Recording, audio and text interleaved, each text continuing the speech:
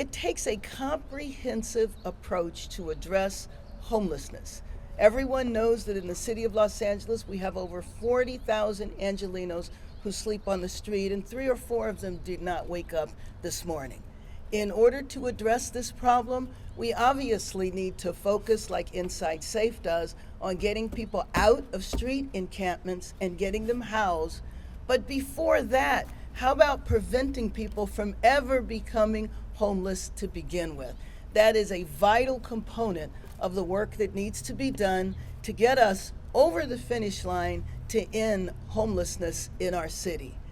And so preventing homelessness, the City Council, under the leadership of the chair of the Housing and Homelessness Committee, Nithya Raman, last year passed legislation that has allowed a database to be created of every individual in the city who might be facing an eviction.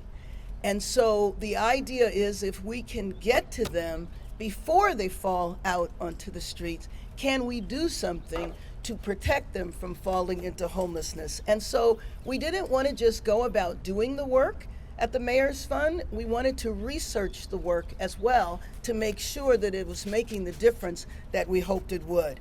So we're here to announce the results of an independent study by the highly respected Applied Research Center at Loyola Marymount University under the leadership of Dr. Cheryl Grills. This research has showed that the new innovative program from the Mayor's Fund actually does prevent people from being unhoused. So the key to the program is one-on-one personal support, working with a caseworker. And a lot of times individuals don't realize that they actually are eligible for public benefits, for financial support, for food in the SNAP program. And connecting an individual with those benefits can provide the needed income to keep them from ever falling into homelessness to begin with.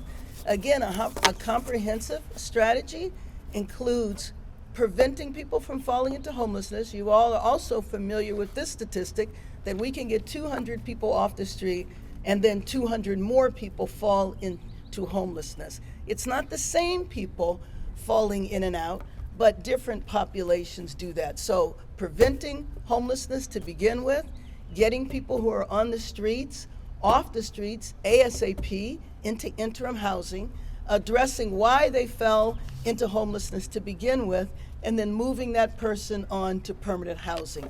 Those are the steps of a comprehensive approach. I'm always concerned, and I'm concerned about the direction that the county is going because the LASA was a joint agreement between the city and the county, and that is essentially broken right now. So I am concerned about that.